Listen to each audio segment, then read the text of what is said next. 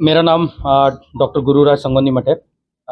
मैं associate director and unit head के तौर पे इंडियन स्पाइन इंजरी सेंटर जो वसंत कुंज में स्थित है वहाँ पे रोबोटिक स्पाइन सर्जन के तौर पे काम करता हूँ। तो आज हम यहाँ एकत्रित हुए स्कोलियोसिस और काइफोसिस जो स्पाइन का डिफॉर्मिटी होता है, ये स्पाइन टेढ़ा मेढ़ा हो जाता है, उसका अवेयरनेस के लिए और स्पाइन के प्रॉब्लम्स के अवेयरनेस के लिए और जो एडवांस टेक्नोलॉजी जो अभी अवेलेबल है जो ट्रीटमेंट के लिए उसका अवेयरनेस क्रिएट करने के लिए। जब स्पाइन टेढ़ा हो जाता है उसको स्कोलियोसिस बोलते हैं।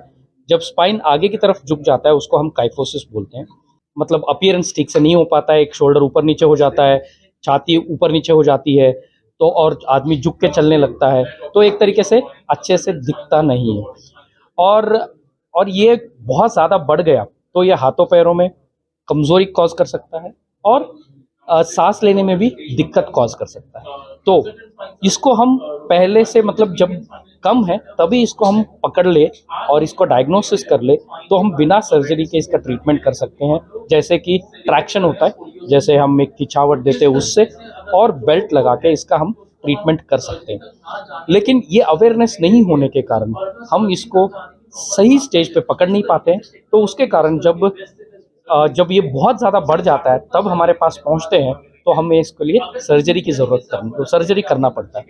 लेकिन पहले सर्जरी थोड़ा सा रिस्की हुआ करता था, बट आज के टाइम पे रोबोटिक स्पाइन सर्जरी के द्वारा और कंप्यूटर नेविगेशन के द्वारा ये सर्जरीज बहुत सेफ हो चुके हैं। तो मैं सबसे यही गुजारिश करना चाहूँगा, सब अपने बच्चों में ये सिम्टम्स है वो देखे कि कोई शोल्डर ऊपर नीचे तो नहीं है, छाती ऊपर नीचे तो नहीं दिख रहा है। इस चीज़ का हम एक बार ध्यान दें और आपको कोई भी डाउट आए तो स्पाइन स्पेशलिस्ट से मिले और कंसल्ट करें। 3 तरीके के स्कोलियोसिस होते हैं। एक तो बाय बर्थ होता है, तो जिसमें एक एक्स्ट्रा हड्डी है, और एक होता है न्यूरोमस्कुलर स्कोलियोसिस जिसमें हमारे अदर जैसे पोलियो हो गया, हमारे पास जैसे स्ट्रोक हो गया, सेरेब्रल पाल्सी हो गई, तो ऐसे मरीजों में जो स्कोलियोसिस होता है उसको हम न्यूरोमस्कुलर स्कोलियोसिस बोलते हैं। और एक इडियोपैथिक स्कोलियोसिस होता है जिसका रीजन हमें पता नहीं है ये क्यों हो रहा है, तो ये बहुत कॉमन है। तो जब डेफिनेटली कुछ जेनेटिक डिसीजेस है जो हमने बोला बाय बर्थ होता है, इसको हम कंजेनाइटल स्कोलियोसिस या काइफोसिस बोलते हैं।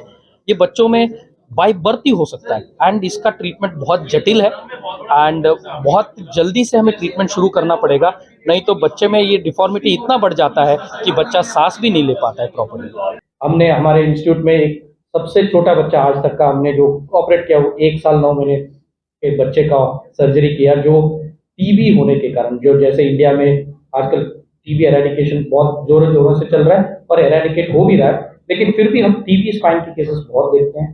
ये बच्चा 1 साल 9 महीने का बच्चा था जिसको टीबी स्पाइन होने के कारण उसका पूरा स्पाइन बेंड होके उसके पैर काम नहीं कर रहे थे। तो हम ऐसे एडवांस टेक्नोलॉजी यूज करके ऐसे छोटे से छोटे बच्चों का सर्जरी जो पहले पॉसिबल नहीं हो पाता था वो भी हम कर पाते हैं। पेशेंट को और सर्जन्स को रेडिएशन कम हो जाता है, अस्पताल में कितनी देर रहना पड़ता है वो कम हो जाता है क्योंकि कॉम्प्लिकेशन रेट कम हो जाता है, रीऑपरेशन रेट कम हो जाता है, ओवरऑल पेशेंट्स के आउटकम्स में बेनिफिट हो जाता है।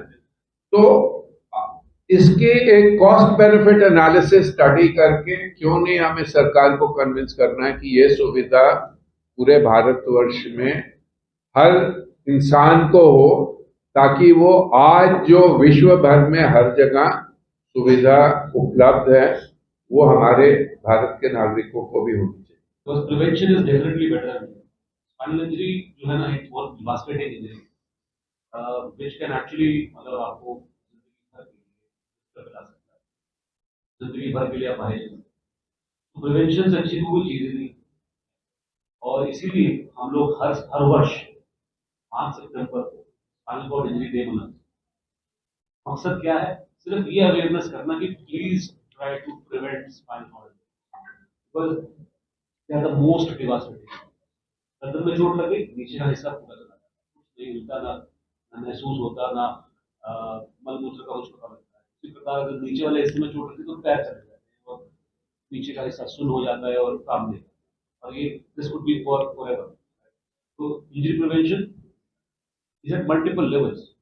Road traffic accident is the most common cause of spinal cord injury, followed by fall from heights, followed by trivial falls also at home, followed by violence on the streets. So all these are the causes. Prevention पे जब आते हैं तो road traffic और खुद ही red light jump करने में सबसे तेज रहते हैं. So we should not do that. Right? We should try to follow the traffic rules which are very important and they are for our safety. Seat belt की बात हुई. सीट बेल्ट लगाना चाहिए किसके लिए? अपने लिए ना. हम वो नहीं करें. हेलमेट लगाना चाहिए कि नहीं लगाना चाहिए? सरकार बोल रही है. हमें सुनना भी तो होगा ना. So all these are prevention strategies which are very very important. Right? Similarly, when you move down to fall from heights, अब घर में पानी ना हो, टॉयलेट जो है वो थोड़ा सूखा है, फिसल के चोट लगती है. सीढ़ियों पे ध्यान रखना, रेलिंग लगी होनी चाहिए पकड़ के उड़ सके. छोटी छोटी चीजें हैं, but these are the prevention strategies. Subscribe कीजिए और बेल आइकन को भी दबा दीजिए ताकि आप हमारे आने वाली वीडियो का नोटिफिकेशन सबसे पहले पा सकें.